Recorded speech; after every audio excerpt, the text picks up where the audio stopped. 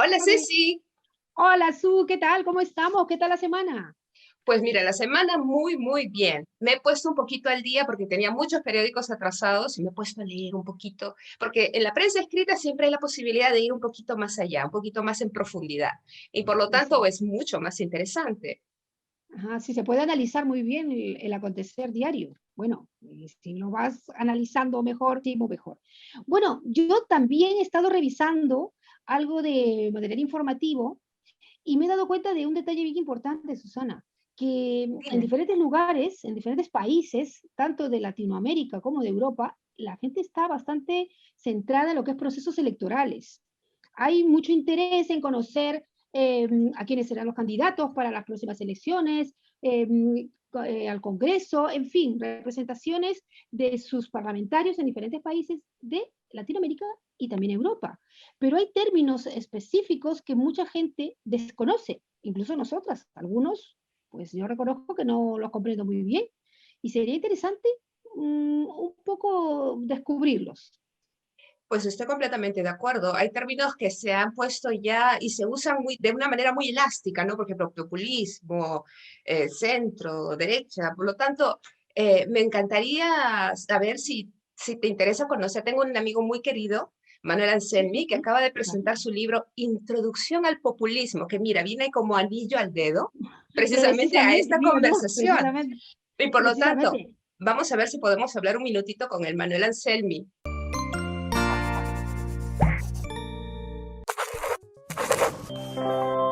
Vamos a Mucho buscar. gusto, placer. Hola Manuel, ¿cómo estás? Hola Manuel, ¿cómo estamos? Qué gusto Bien, conocerte. gracias.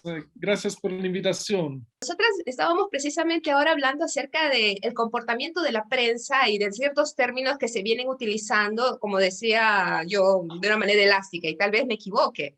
Y por lo tanto, no creo que exista una persona mejor que tú para indicarme si me equivoco o no. Sobre todo con el libro que acabas de publicar, de Introducción al Populismo. Por favor, ¿qué es el populismo? ¿Qué es el político populista? Hay una pregunta ancha, muy larga, pero tenemos que responder porque hay mucha confusión sobre esta Sí. cuestión. Y usan esa palabra en una manera, ¿cómo decir? Muy ancha, elástica, me gusta la palabra elástica, y producen algún problema de entendimiento, de comprensión. Entonces, vamos a aclarecer qué es el populismo. El populismo es una palabra, una categoría política que tiene muchas definiciones científicas, pero en manera muy general podemos decir que se puede decir que hay una definición mínima, ¿no? Una definición básica. La definición básica es que es un tipo de consenso político, de configuración de la política, basada sobre una relación directa entre pueblo y un líder, donde esta relación directa es, como decir, central. Claro, en democracia hay siempre una relación entre pueblo y líderes, pero nosotros sabemos también que hay partidos, hay otros cuerpos intermedios, otros cuerpos que pueden hacer un trabajo de mediación. En el contexto populista, este tipo de mediación falta o se reduce y es una relación muy fuerte entre casi de total identificación entre líder y pueblo. Eso es muy importante porque es la primera definición mínima, pero tenemos que decir que hay muchos distintos tipos de populista, hay populistas de derecha, hay populistas de izquierda, hay grande diferencia entre populistas latinoamericanos y europeos. Yo soy italiano y pido disculpas por mi español tan feo porque casi un año que no hablo No, español no, porque no, que va, estoy lo haces muy bien. encerrado en la casa, como todo. Y, pero el tema es cómo se puede mirar a este tipo de novedad política. ¿Por qué es una novedad? Parece una contradicción porque acabo de decir que en el pasado han ocurrido muchísimos casos de populismo. Por ejemplo, Juan Domingo Perón, el más famoso de Latinoamérica, y son casi 80 años. Pero ahora se habla mucho de populismo contemporáneo o populismo global o neopopulismo para decir que hay una nueva ola de populismo en todo el mundo. Desde Inglaterra, con la Brexit, en Estados Unidos, Trump, hemos tenido en los últimos 5 o 10 años muchísimos casos de populismo. Yo soy italiano. Italia es un caso muy particular porque Italia es un país donde hay muchos populistas en competencia. Hay muchos populistas que están siempre luchando entre sí mismos. Hemos tenido el berlusconismo, Berlusconi fue uno de los primeros neopopulistas italianos. El movimiento Cinco Estrellas, que es otro tipo de populismo que todavía sigue en el gobierno. Esto para decir que es un problema global. ¿Qué es el problema global? Que nuestra democracia se está estructurando, se está transformando en una manera populista. Entonces, por eso que es muy importante como categoría. Claro. Y tenemos que estudiarla en manera comparada, poniendo, ¿cómo decir?, los distintos casos cercanos y mirar lo que son las semejanzas y las diferencias. La diferencia, me acabo de hablar, pero la diferencia más grande es, por ejemplo, que en Latinoamérica hubo una ola de populismo de izquierda, Kirchner, Chávez y otra, Evo Morales y ustedes saben. En cambio, en Europa, la mayoría de los populistas son de derecha o son de centro derecha. Es una diferencia muy interesante, ¿no? Y por eso que hay muchísimos trabajos científicos y hoy podemos decir que populistas es como una categoría que no se puede, que tenemos que analizar bien porque está conectada con todos los casos democráticos, todos los contextos democráticos en el mundo. ¿Puedo hacer una duda que me ha quedado?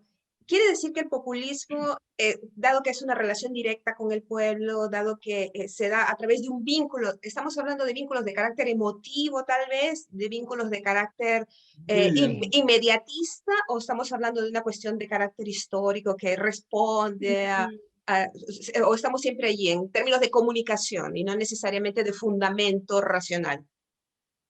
Hablo de populismo. Voy a contestar y después hablamos con Cecilia también. Sí. Y tengo que hacer, ¿no? No, tú tranquilo. Ser muy balanzado entre los dos. Hay que ser muy coherente así. Muy coherente y respetar las dos, porque soy el único hombre. La cuestión es que por primera cosa, el elemento emotivo es muy importante. En este tipo de relación profunda con el líder y directa, sin mediación, otra palabra muy interesante es disintermediación, ¿no? Que no hay mediación. Entonces es una relación directa entre ciudadano y líder político. En esta perspectiva hay como una identificación total. Por ejemplo, si acuerdas, los peronistas miraban en Perón como un grande padre o en Evita como una madre. Eso porque el proceso psicológico de identificación es muy fuerte. También en Italia, yo me acuerdo que no ahora que es mayor, pero cuando en la primera fase de Berlusconi, muchos electores suyos, miraban a él como una figura, un modelo, un ejemplo de vida cotidiana y le gustaba como si fuera un ideal que tomar como ejemplo. Eso es muy interesante porque la nuestra comunicación hoy, nuestra comunicación política en general, es una comunicación muy directa. Nosotros podemos hablar, comentar directamente lo que dice un político en Twitter, en Facebook.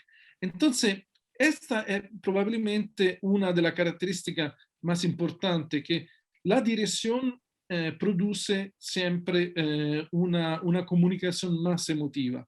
Hay estudios como lo de Ruth Wodak que dicen que muchísimos populistas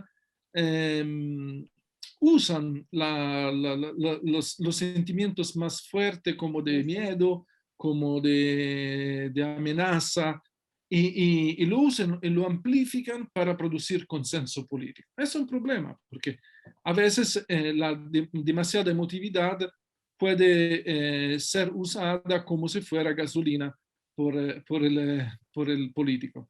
Precisamente en eso basaba mi pregunta. Era la importancia del líder, del representante del partido político, el que es el que guía, el que lleva a su partido muchas veces a ganar las elecciones, en algunos lugares, precisamente por su carisma, por ese poder de persuasión que tiene, esa identificación tan cercana que tiene con el pueblo, ¿no? Por ejemplo, caso de Bolivia.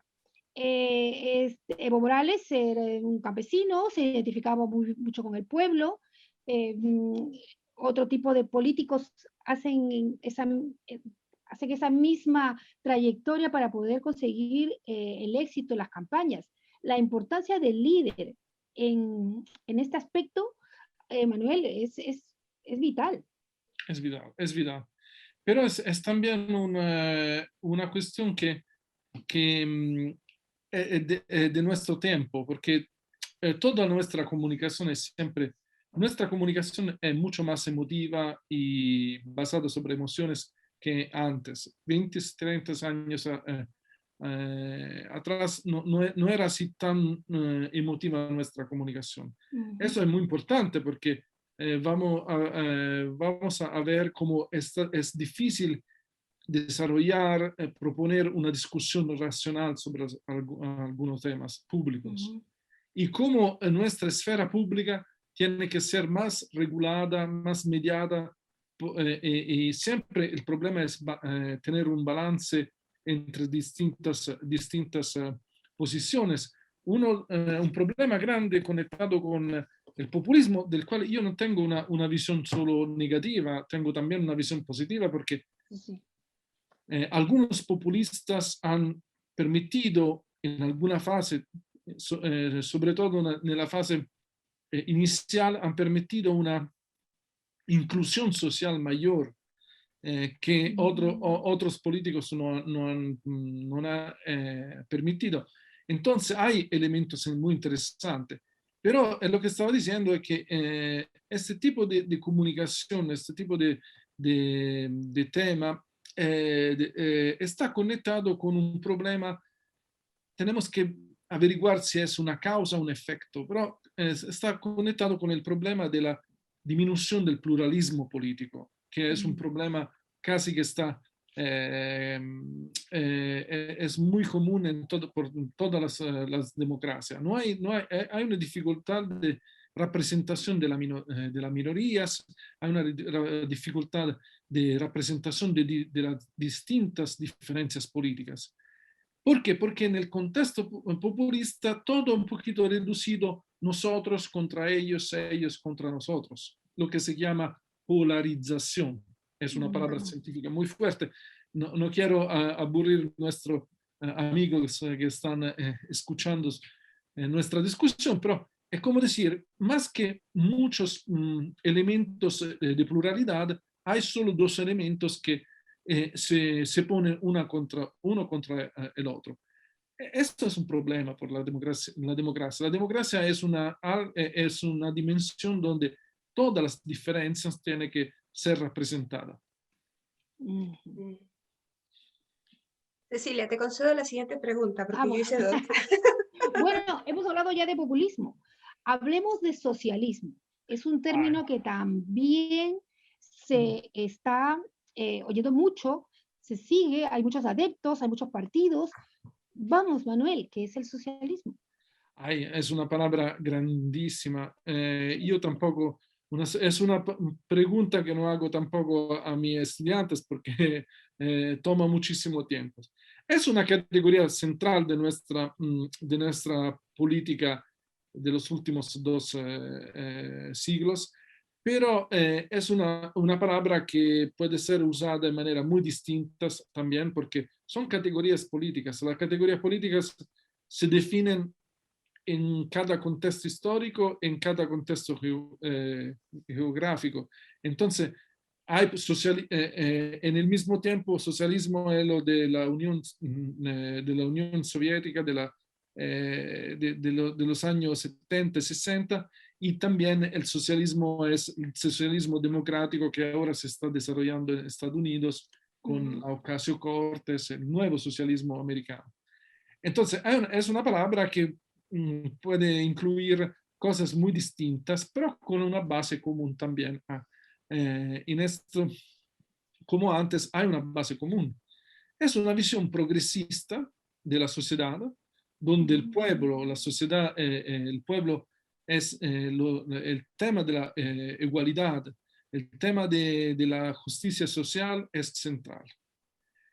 Puede ser desarrollado en distintos tipos, en distintas direcciones. Hay socialismos más radicales, hay socialismos más reformistas. También desde el socialismo se desarrolló el comunismo, que es una visión mucho más radical, pero también con una idea de Estado bien precisa y una visión de control del Estado que fue que nosotros conocimos y que fracasó en muchas partes, pero es también una visión de la política progresista. Hay también, no en Italia, que hay un pequeño partido, pero en otros países siguen los comunistas con sus visiones políticas. El tema es que è una orientación política que pone al centro el tema de la justicia social, de la justicia social, de la importancia de una distribución De la riqueza, ¿no? de la riqueza, y está contra una visión elitista, oligárquica de la sociedad y sobre todo, este es el tema, eh, justicia social y distribución de la riqueza son dos elementos que están contra a una visión del mercado, del libero mercado, sin reglas, como lo tienen muchos neoliberistas. Es por eso que la confrontación clásica es entre neoliberismo y socialismo. Es cierto. Manuel, ¿y qué podemos decir de la derecha? ¿Qué podemos definir como derecha? Claro, hemos hablado de socialismo, que pero el socialismo es solo una parte de la izquierda, porque hay también la izquierda católica, cristiana, por ejemplo, en Sí. Italia, también en América Latina, hay izquierdas distintas que no son socialistas, o por ejemplo, nosotros vemos ahora en Alemania hay una izquierda ecológica que es mucho más por la Europa, tienes una visión muy cosmopolita y también nueva de los temas de la izquierda, porque están todos centrados sobre el tema ecológico, de cómo defender nuestra tierra.